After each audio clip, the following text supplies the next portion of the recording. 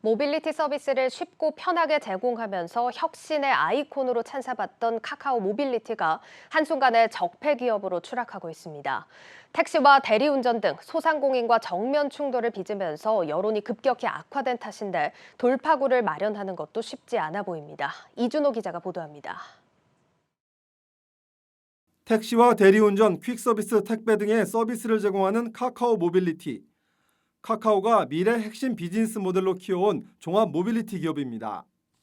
카카오는 그래도 다른 기업과 다른 길을 가야겠다는 의지, 카카오스럽다는 어떤 그런 쪽에서는 뭔가 그래도 공통점이 점점점 보여가고 있는 느낌은 좀 있어서 그 부분은 좀 좋은 것 같아요. 카카오 모빌리티는 국내 가입자 수만 4천만 명에 달하는 카카오톡을 활용해 사업 범위를 전방위로 늘렸습니다. 기존 아날로그 방식의 서비스를 디지털화하면서 회사 출범 이후 대표적인 혁신의 아이콘으로 꼽혔습니다. 그런데 최근 들어 정치권을 비롯한 여론의 질타가 집중되면서 혁신 기업에서 적폐 기업으로 한순간에 뒤바뀌게 됐습니다. 가장 큰 문제는 택시와 대리운전 등 소상공인과 정면 충돌을 빚은 데 있습니다. 카카오 모빌리티의 핵심 플랫폼인 카카오티의 서비스 요금과 수수료를 올리면서 공분을 사게 된 겁니다. 논란이 커지자 뒤늦게 상생 방안을 내놨지만 오히려 타오르는 불에 기름을 붓는 상황이 됐습니다. 상생 방안은 국민의 비난을 잠재기 위한 미연피용에 불과하는 것이 나타났습니다. 여론 불의를 통해 국민들의 택시업계를 내부를 갈라놓고 있습니다. 기존 대리시장은 카카오처럼 수수료 인하를 할 수가 없는 수익 구조를 갖고 있다는 것을 간파한 발표라고 볼 수가 있습니다. 결국에는 독과점으로 가겠다는 입장 발표이고요. 일각에서는 무조건 때리기식의 규제가 결국 소비자들의 불편을 불러올 수 있는 만큼 대안을 마련해야 한다는 지적도 나옵니다.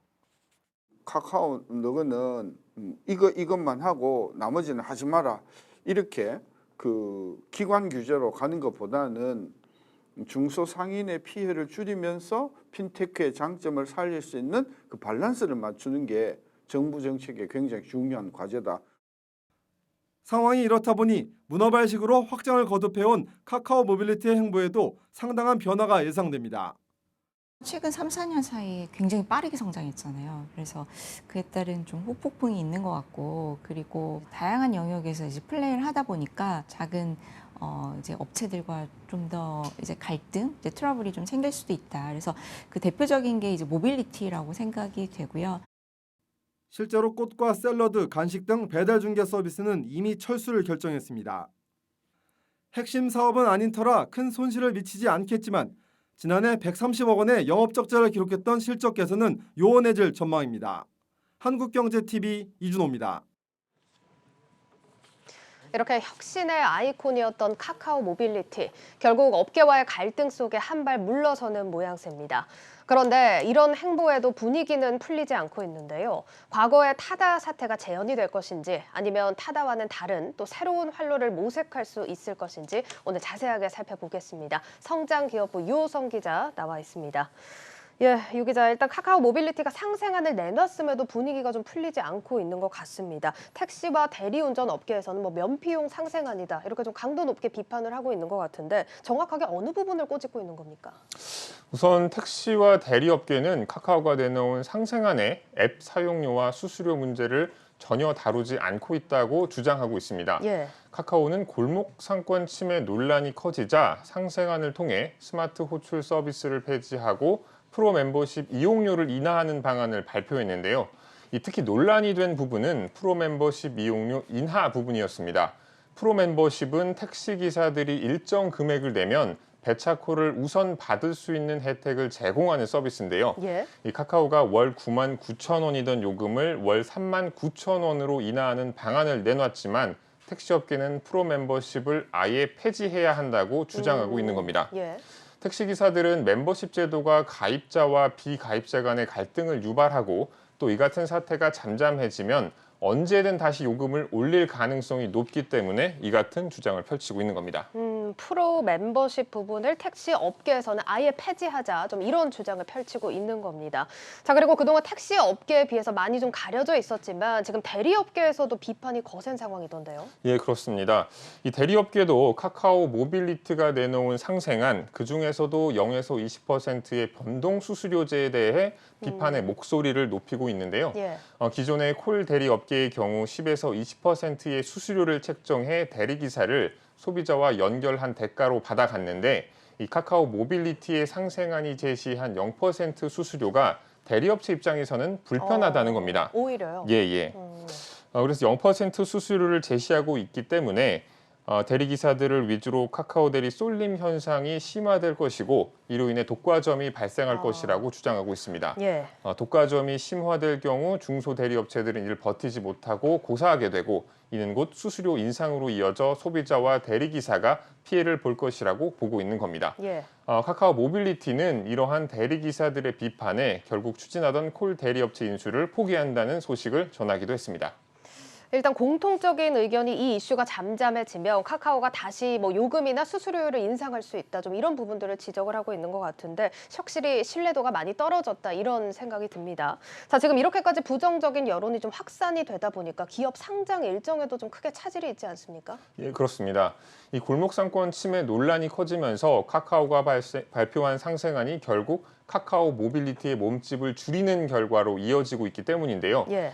상생안에는 택시와 대리 이외에도 꽃이나 간식 배달 등 카카오 모빌리티가 새로 준비하고 있던 신사업들도 철수하는 계획들이 담겨 있습니다. 예. 실제로 꽃과 간식 배달은 이미 철수를 한 상황이고요. 이러한 내용 대부분이 카카오 모빌리티 사업 축소를 의미해 상장을 강행한다고 해도 시장에서 제값을 받지 못할 우려가 커진 건데요. 당초 시장에서 카카오 모빌리티 기업 가치로 6에서 7조 원 수준을 전망했지만 이를 달성하기는 어려울 것으로 보입니다. 이에 따라 카카오 모빌리티는 이달 예정했던 주관사 선정을 연기하기로 결정했고 상장 시점도 내년 하반기나 늦으면 내후년으로 밀릴 것으로 보입니다. 예, 그렇군요. 상장 시점도 좀 크게 뒤로 밀린 모습입니다. 자, 지금 플랫폼 기업 규제 카카오와 네이버가 같이 그 대상이 된 건 맞지만 상대적으로 네이버를 향한 비난은 좀 적은 것 같습니다. 어떤 점을 좀 다르게 봐야 될까요? 일단 네이버는요 이미 골목상권 침해 논란을 이유로 몇 차례 홍역을 치르면서 시장과 정부 정치권 등 여러 참여자들의 상황을 지켜보면서 사업을 전개해 왔습니다. 특히 2013년 골목상권 침해 논란이 일면서 관련 사업을 줄줄이 철수한 바 있습니다. 뭐 어떻게 보면 미리 매를 맞았던 개념인 거죠? 그렇습니다. 그때 당시를 좀 돌이켜보면 예. 네이버는 맛집 정보 서비스, 여행 정보 서비스, 네이버 쿠폰 같은 알짜 사업들을 중단하고 미래 성장 동력으로 여겨지던 오픈 마켓에서도 손을 떼는 등 소상공인과 상생을 위한 강력한 조치들을 취한 바 있습니다. 예. 그러면서 대신 내놓은 서비스가 우리가 익히 알고 있는 스마트 스토어입니다. 이 스마트 스토어는 중소상공인들이 온라인 비즈니스를 편리하게 시작할 수 있도록 다양한 서비스를 제공하면서 입점 수수료가 없다는 점이 특징인데요. 당시에는 수익성이 지나치게 낮다는 이유로 비판을 받았지만 이 덕에 네이버 쇼핑은 국내 1위 사업자로 도약할 수 있었습니다. 또 소상공인과 창작자의 동반 성장을 위한 프로젝트 꽃 같은 서비스를 출시하면서 현재 45만 명의 온라인 창업자가 네이버의 플랫폼을 이용하게 만드는 발판을 마련하기도 했습니다. 이를 비추어 보면 카카오도 결국 당장은 사업을 접는 등 피해를 좀 입을 수도 있지만 장기적으로 보면 이들과 상생 모델을 개발해 수익성을 확보할 수 있을 것이라는 전망도 나오고 있습니다. 전문가 의견을 한번 들어보시죠. 그러니까 말씀드린 것처럼 이제 속도의 차이인 거고요. 지금 어쨌든 네이버는 좀 시장이라든지 정부라든지 여러 가지 참여자들의 상황을 조금 더 보면서 이제 전개를 하고 있는 거였고, 일단 네이버 카카오 같은 경우에는 일단 시장이 만들어지고 나면 그 뒤에 좀 규제라든지 사업자들이 조금 따라올 것이다, 이런 생각들을 하신 것 같아요. 결국에는 속도의 차이다. 좀 이렇게 정리를 해볼 수가 있겠습니다.